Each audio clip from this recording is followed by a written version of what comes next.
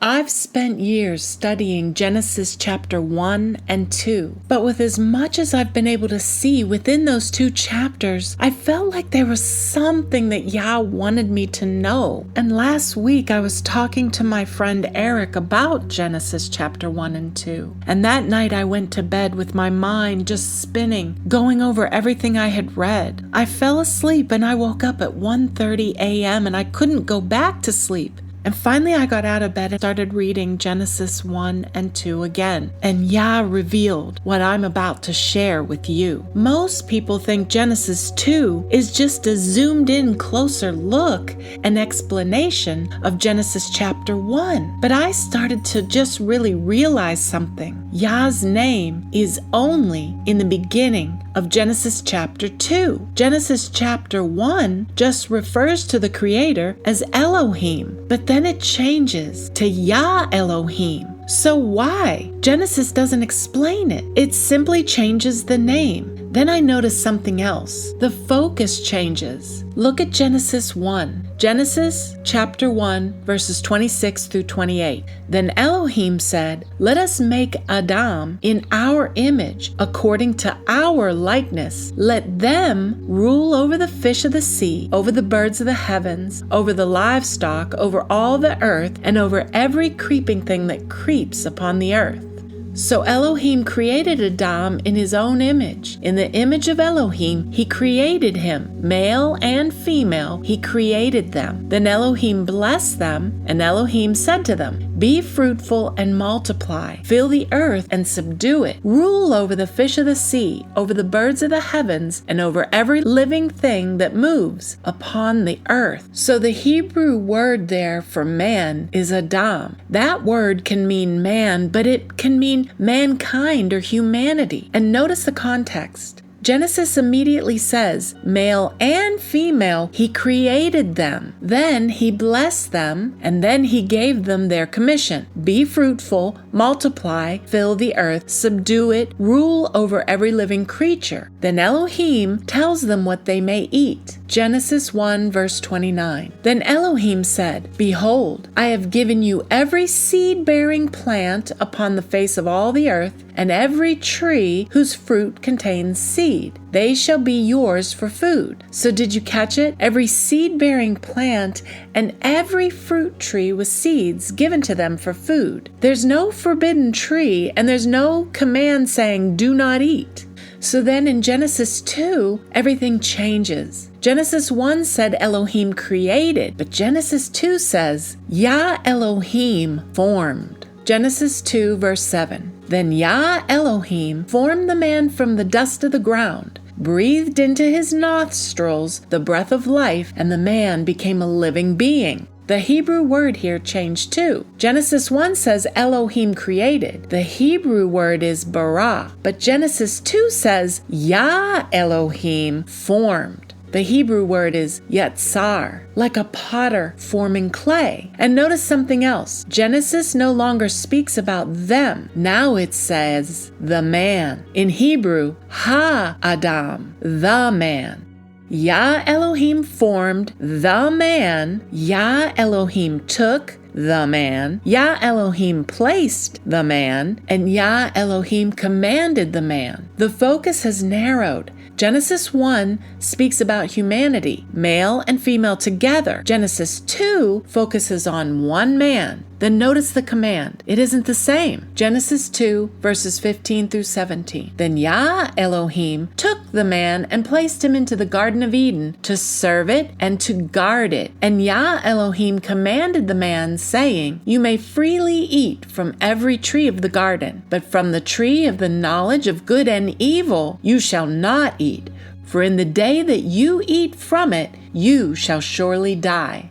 So do you see the difference? In Genesis 1, humanity was told, "Be fruitful, multiply, fill the earth, subdue it, and rule. Eat of every seed-bearing plant and every fruit tree." But in Genesis 2, the man is told to serve and guard, do not eat from one particular tree. And there is a word in Hebrew that is a clue to what I'm about to show you. The word took. as in Yah Elohim took the man and placed him into the Garden of Eden. The word took in Hebrew is lachek. That word means to take, but it also means to take as in marriage or taking a wife. So this is my question that I began to ask. If Genesis 2 is simply repeating Genesis 1, why doesn't it repeat the blessing? And why doesn't it repeat the instructions? And why does the name change from Elohim to Yah Elohim? And why does Genesis move from Adam meaning humanity to Ha-Adam, the man? Why does it change from created to formed? So what was this one man's assignment? Let's read it again. Genesis 2 verse 15. Then Yah Elohim took the man and placed him into the Garden of Eden to serve it and to guard it. And the Hebrew word for to serve is avad, to work or serve or to minister. And the Hebrew word for guard is shamar, to keep, to watch over, or to guard. So what exactly was the man guarding? The garden was perfect, and there was no one invading and no thieves, no wild animals attacking. So why would Yah tell the man to guard the garden? From who or what? And we all know what happens. Eventually, the man, Adam, and Eve, the woman, were kicked out of the garden. And so who takes over the guarding? Genesis 3 verse 24. So he drove out the man, and he placed cherubim at the east of the Garden of Eden, and a flaming sword turning every direction to guard the way to the tree of life. So the cherubim are placed at the east. So now let's skip ahead to the tabernacle. Where was its entrance? From the east. Every priest entered from the east, and what do we find inside? Cherubim. Look at the veil. Exodus 26 verse 31. You shall make a veil of blue, purple, and scarlet yarn, and finely twisted linen. It shall be made with cherubim skillfully woven into it. And then the ark. Exodus 25 verse 18 through 20. You shall make 2 cherubim of gold. Make them at the 2 ends of the mercy seat. The cherubim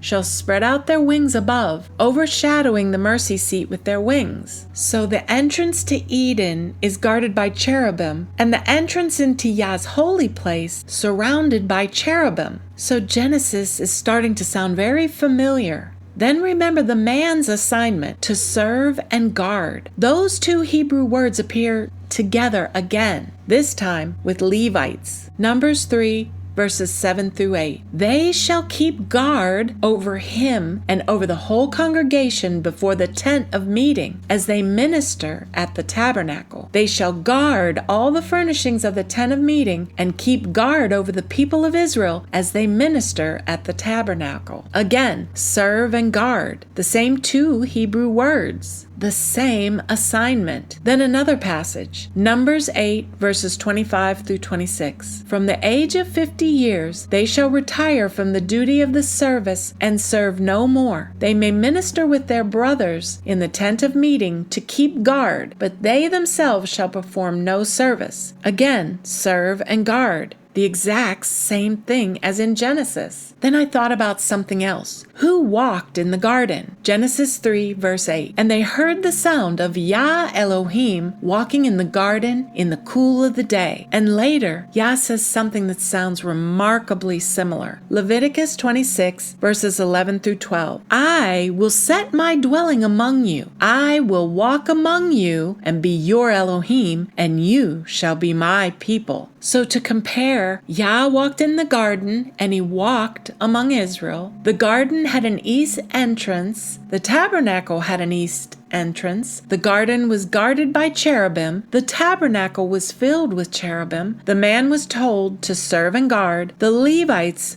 were told to serve and guard. So here's my question. Is Genesis chapter 2 reminding Israel of something they had lost? A place where Yah walked among his people, a place that was holy, a place that had to be guarded. Because the more I compare Genesis 2 with the tabernacle, the more they begin to sound like the same story. Then I went back to Genesis to look at Yah's name, and I questioned, why didn't the writers start with Yah Elohim? Why did they wait till Genesis chapter too. And could that be another clue? Because something else begins in Genesis 2. Yah doesn't simply create, Yah forms. Then he breathes life, then he places, and listen again. Genesis 2, verse 7. Then Yah Elohim formed the man from the dust of the ground, breathed into his nostrils the breath of life, and the man became a living being. Then, Genesis 2, verse 15. Then Yah Elohim took the man and placed him in the Garden of Eden to serve it and to guard it. Now listen to the prophets. Isaiah 43, verse 1. But now, thus says Yah, he who created you, O Jacob, he who formed you, O Israel, do not fear, for I have redeemed you. I have called you by name. You are mine.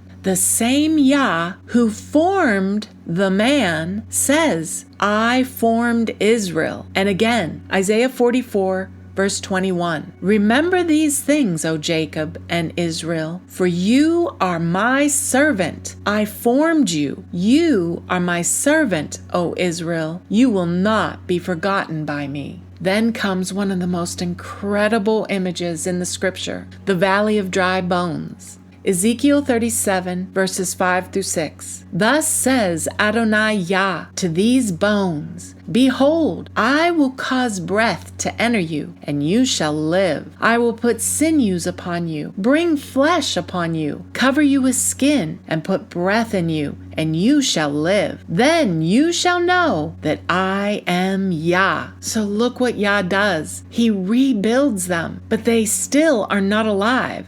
Then Yah says, Ezekiel 37, verses 9 through 10, Prophesy to the wind, come from the four winds, O breath, and breathe upon these slain, that they may live. So I prophesied as he commanded me, and the breath came into them, and they lived and stood upon their feet, an exceedingly great army. So just like the man in Genesis, they receive breath and they live. Then Yah explains exactly who the vision is about. Ezekiel 37, verse 11. Son of man, these bones are the whole house of Israel. Then comes the final step. Ezekiel 37, verse 14. I will put my spirit within you, and you shall live, and I will place you in your own land. Then you shall know that I, Yah, have spoken and performed it, declares Yah. So do you see it?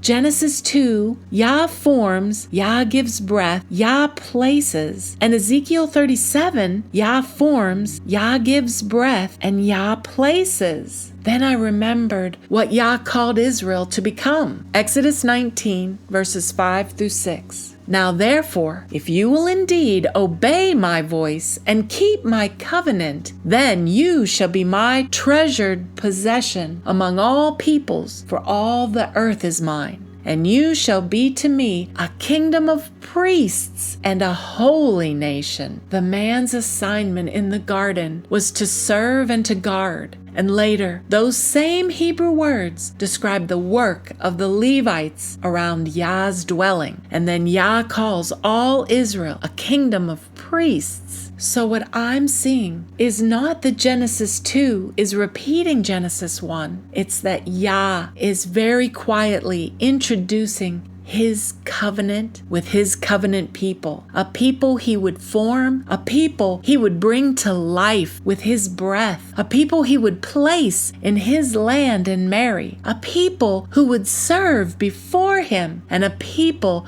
among whom he will dwell once again. And so what was the man, the cherubim, and the Levites guarding? Numbers 18, verses 3 through 5. They shall perform your duties and the duties of the whole tent, but they shall not come near the furnishings of the sanctuary or the altar, lest they die, both they and you. They shall be joined to you and attend to the duties of the tent of meeting. You shall attend to the duties of the sanctuary and the duties of the altar, that there may never again be wrath upon the people of Israel. Numbers 3, verse 38. Those who were to camp before the tabernacle on the east, Before the tent of meeting toward the sunrise were Moses and Aaron and his sons, keeping charge of the sanctuary for the duty of the people of Israel. But any outsider who came near was to be put to death. So the Levites weren't guarding Yah himself. They were guarding his dwelling place. They guarded the holy things. They guarded who could approach. They protected the sanctuary from being profaned, and they protected the people from coming under Yah's judgment. Could that be what Adam was supposed to be doing in the garden? Guarding the place where Yah walked. And Yah longs to walk among his people once again. Ezekiel 37 verses 26 through 28. Moreover, I will make a covenant of peace with them. It shall be an everlasting covenant with them. I will establish them and multiply them, and I will set my sanctuary in their midst forevermore. My dwelling place also shall be with them. Indeed, I will be their Elohim, and they shall be my people. Then the nations shall know that I, Yah, sanctify Israel, when my sanctuary is in their midst forevermore.